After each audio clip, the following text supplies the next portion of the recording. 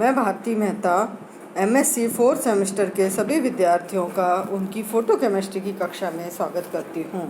फ़ोटोकेमिस्ट्री is the study of interaction which are caused by the interaction of light. Here, light means complete spectrum. To understand the term spectrum, we have to pass a beam of sunlight through a prism. It is split into 7 different colors. This set of colors obtained by splitting of white light is called as spectrum. It means sunlight को जब हम किसी prism से गुजारते हैं तो वो 7 colour में divide हो जाती है और इसे हम स्पेक्ट्रम कहते हैं। और इसी स्पेक्ट्रम या इसी लाइट का मैटर के साथ इंटरेक्शन होने को फोटोकेमिस्ट्री कहते हैं। Red light has the smallest energy and the longest wavelength, whereas violet light has the maximum energy and minimum wavelength. Spectrum of electromagnetic radiations. Electromagnetic radiations spectrum divided into 7 wavelength range. It means 7 colors.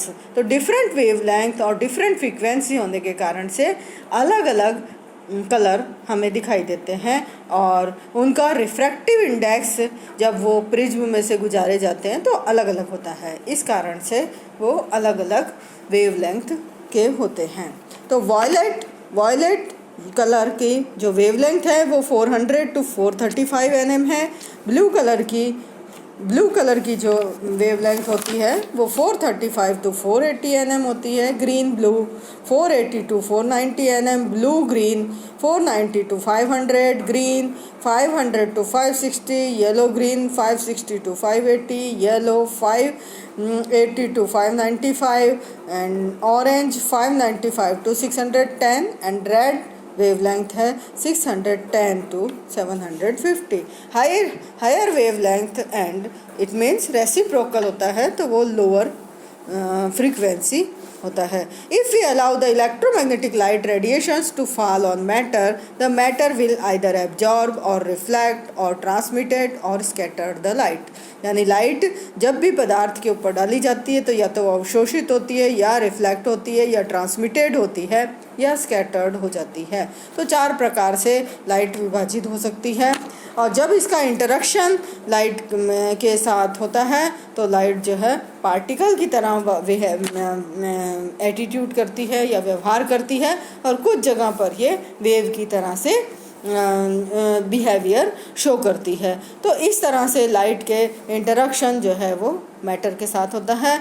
और इनकी यदि wavelength देखी जाए तो cosmic rays की wavelength 10⁻³ nanometre और frequency hertz में देखें तो 10⁻20 हर्ट्ज होता है। गामा रेज के लिए 10⁻³ वेवलेंथ इन नैनोमीटर और 10⁻18 फ्रीक्वेंसी होती है, जैसा कि आपको स्क्रीन पर दिखाई दे रहा है। एक्सरे के लिए वेवलेंथ 10⁻⁻1, अल्ट्रावायलेट के लिए नैनोमीटर, अल्ट्रावायलेट के लिए 10 to 400 नैनोमीटर, विजिबल के लिए 400 to 860 नैनोमीटर एंड IR के लिए 8 × 10⁻² to 3 × 10⁻5 नैनोमीटर, माइक्रोवेव के लिए 3 × 10⁻5 to 1 × 10⁻7 नैनोमीटर और greater than 10⁻7 nanometre is radio waves.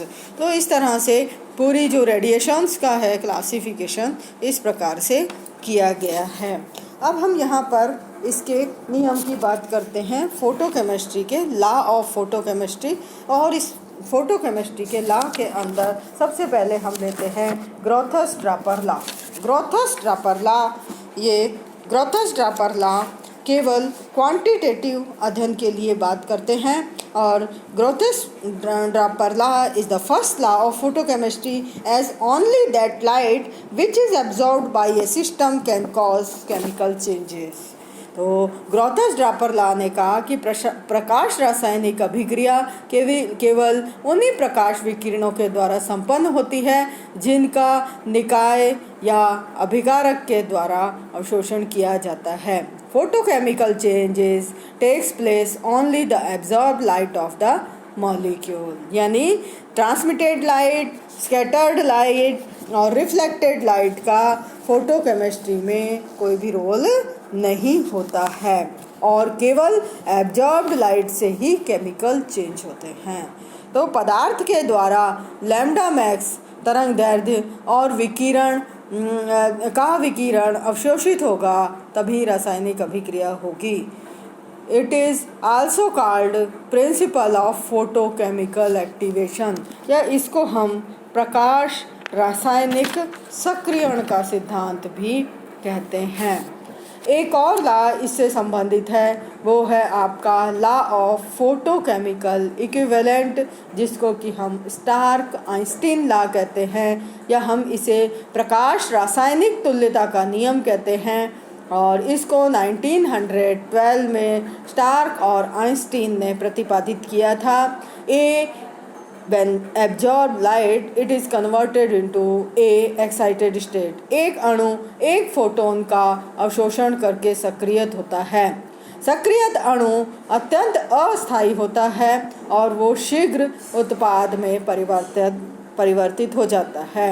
It means law of chemical equivalent है कि one photon excited one molecule of the reactant, but it is not always obey. Sometime it is quantum efficiency is less than 1 and sometime is quantum efficiency is very greater than 1. It depends upon the type of chemical reaction.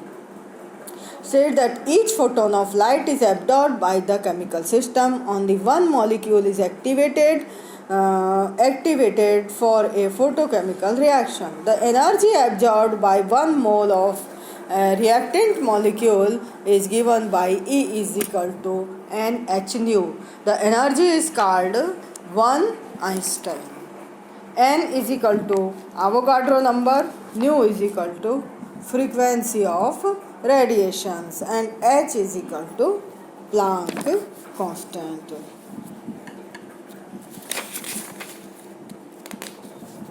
Another principle of photochemical equivalent or particle nature of radiations, it is in 1905 Einstein originated an idea that light travel as particle photon.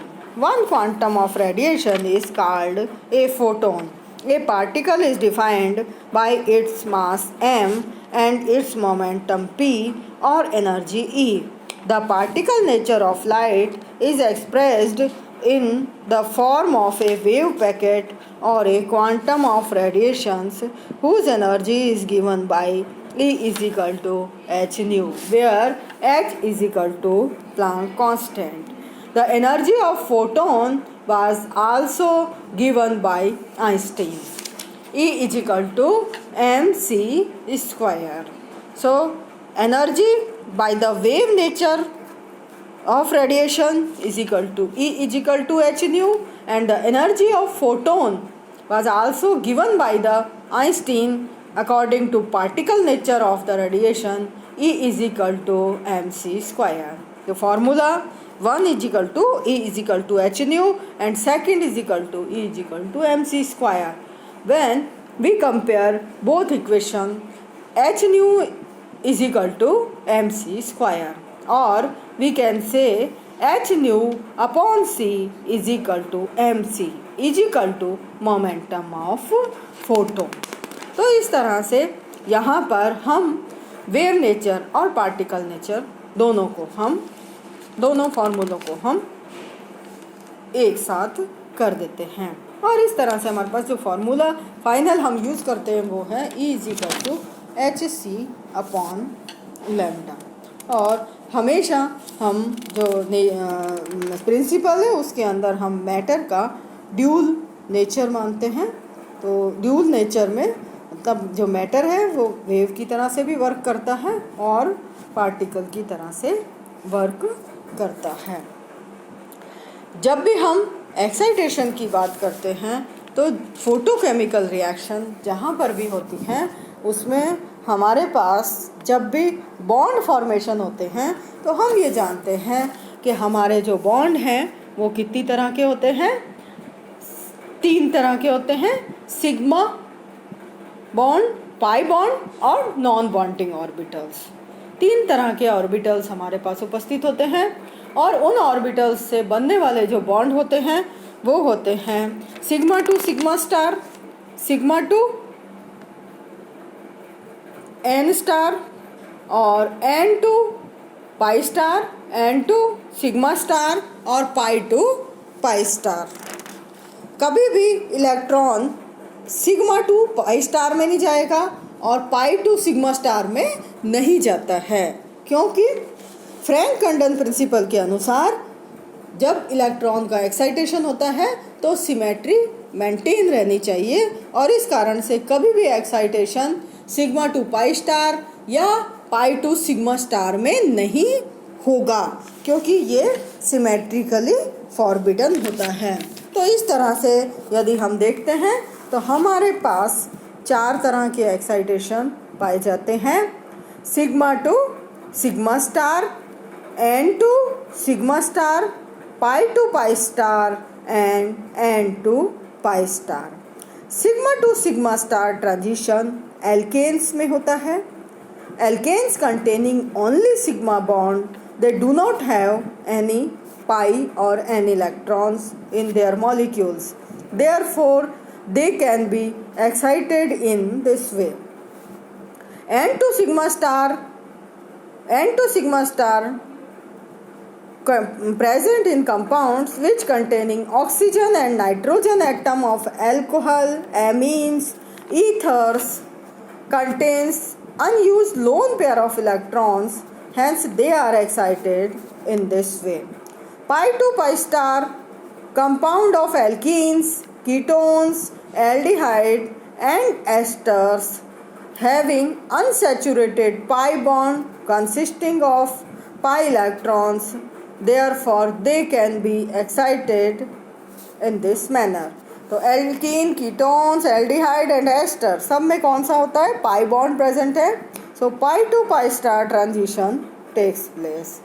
N to pi star transition, aldehyde, ketones, esters have pi to pi star electron as well as unused lone pair of n electron. They can undergo N to pi star excitation as well as above 3 position.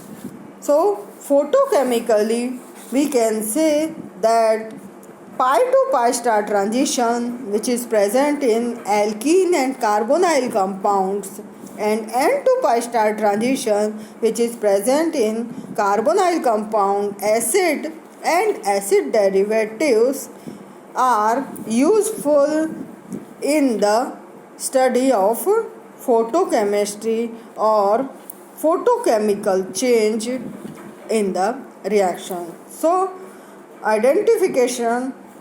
So N to pi star transition or pi to pi star transition is only useful for the photochemical purpose. Next turn पे हम इससे आगे alkene के photochemistry के बारे में अध्ययन करेंगे और लैम्बर्ट्स-बियर्स लॉ के बारे में आपको बताएंगे। धन्यवाद।